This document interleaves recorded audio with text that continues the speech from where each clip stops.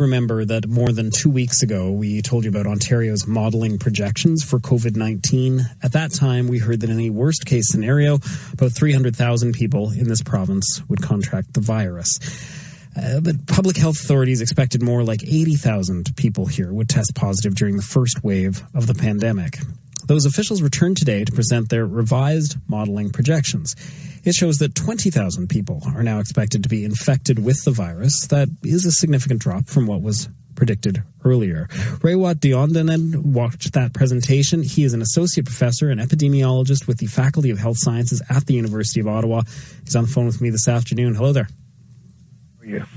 I'm okay. Should we be thinking about these new projections as good news? I don't even know if that's a term I should be using. Yeah, it's good news. I mean, let's take good news as it comes. This is good news. The question is, how good is it, and why is it good? Okay. Right? And so there's a couple of possibilities. One is that the original model was too pessimistic, and the other is that we have done everything right or good enough to get us to this good state. I think there's probably a little bit of both going on. And with respect to the model, we always sort of model with a bias towards catastrophizing a bit. We present different scenarios, including worst-case scenario. And even the best-case scenario that was presented was based upon the South Korean experience. And we're not quite South Korea. So there's always going to be some fudge factors there. But the other aspect of it, the extent to which we have done everything right, I think we should be proud. We started early enough in our public health investments. We probably should have started earlier, but we started early enough. We locked down hard enough, and people complied enough, even though they could still comply better, with things like distancing and hand washing. So yeah, it's good news. We should take the win as it comes. It's just that the announcement was made just after the province reported more than 600 new cases, right? The largest single-day increase we've seen in Ontario since the outbreak began. So that's why it seems to somewhat muddy what was seen as a good news announcement. Yeah, I mean, when thinking about the epidemic curve, it's dangerous to look at single-day events. We should look at the trend overall. It's not going to be a steady line. It's going to be a jagged curve with ups and downs. What matters is the trend. So the trend seems to be that the number of new cases is diminishing and probably is going to stay stable, if not diminish further. So don't look at one day, look at several days. And for the past 5 or 6 days, we've seen the number of new cases fall within the uncertainty band that we're tracking. So that's how the modelers, the epidemiologists look at it. I guess, and there's always this idea that once good news of any kind is received, that everything could turn around and people think, oh, good, we're in the clear, excellent. Let's go back to the way we were doing things. That is the danger. That is the danger, and we can't think of it that way. We should think of it as everything we are doing is the right thing. So let's keep on doing the right thing to get this curve down to as low as possible. So the plan was never, let's flatten the curve, then go back to the way things were. The plan was always, let's flatten the curve, let's drive it down to a small number of daily cases, then we deploy massive public health infrastructure like contact tracing and regular testing. Then we reopen the economy to a limited extent, to a staged extent, and then prepare for the second wave, which was probably coming at some point. Continue to wear the life jacket when going in the water. That is correct. Continue to use the same measures.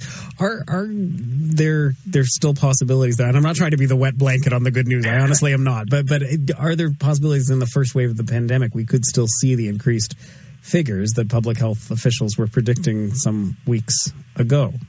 It's always possible. It's unlikely at this stage, so long as the social distancing and the stay-at-home orders remain. Because it's hard to imagine a scenario where the cases would spike unless people are suddenly doing inappropriate things. With the coming warm weather, that is possible. People start having parties and taking these policies lightly. But if we don't do that, it's not likely that the worst case scenario will still manifest at this point. We learned today that the community transmission appears to have peaked, but the long-term care homes are seeing an accelerating upswing of the curve. How should that inform what the provincial government decides to do next, if we're modeling even within that kind of local community, within just long-term care homes? Sure.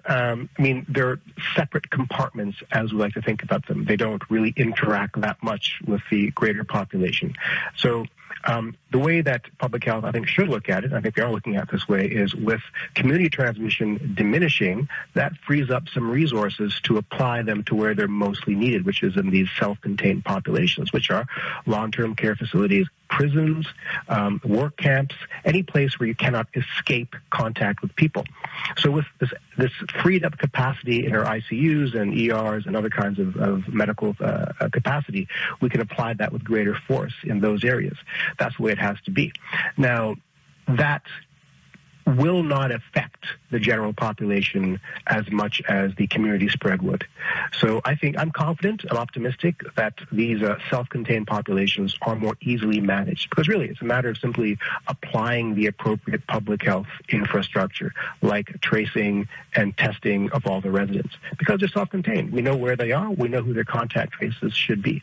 It's a less daunting task than controlling the large, wild population. I guess there's so many people, though, hungering now to know when life can go back to normal, and I don't even know if it ever will be back to what we once knew. But did you, looking at the new figures, is there a sense of when things can relax, might relax? Oh, you cut off there for a second. Just wondering what, in terms of when we might see some of these measures relax. Because, at one point we were talking about end of May. Other people were talking about midsummer. And I'm wondering what people could be gearing up for. My feeling is that the projections continent-wide have always been that the bulk of the curve of this current wave of the epidemic would have been seen by the end of June. So I think the figures are 97% of the wave will be over by then. So that's what I'm still going on, which means that we can probably see some staged reopening of the economy sometime in June.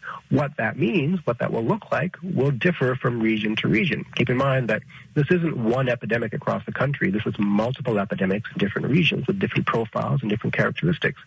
So even in Ontario, different cities, different jurisdictions may take a different approach. One thing is certain, though, until the vaccine arrives, some degree of social distancing will be part of our lives. So I don't foresee a situation where large sporting events are going to be condoned or gatherings of more than 20 or 50 people will be condoned. And I think we're probably going to have a situation where wearing masks will be commonplace over the next few months.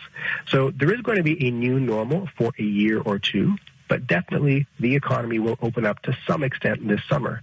And if all goes well, I'm an optimistic guy, and I see things going very well.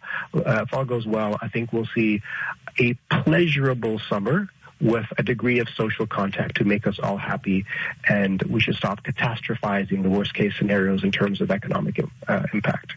And that's an interesting point. When we get to summer, when we get to the idea of people being able to use parks, for instance, or those outdoor spaces, that I think there are people who are assuming that is all going to happen and fall into place, and it will be a different use of our outdoor summer spaces, right? Yes, our lives will be slightly different. Now, keep in mind, though, there is a little bit of evidence that if we spend more time outdoors, transmission rates actually drop further because we're actually standing less close to each other. In addition, higher temperatures, higher humidity may, in fact, diminish the virus's ability to travel long distances. So all these factors work in our favor to some extent. It's unclear to what extent. So we will have a summer, and that summer will be pleasurable to some extent, but we won't have, the Olympics are probably going to be canceled. Large concerts will probably not happen. We won't be packed into dance clubs and bars, I don't think. But we will have a social life again, I think. If I have to make a prediction, I think so. All right. Raywat, thanks very much for your time today. Thank you.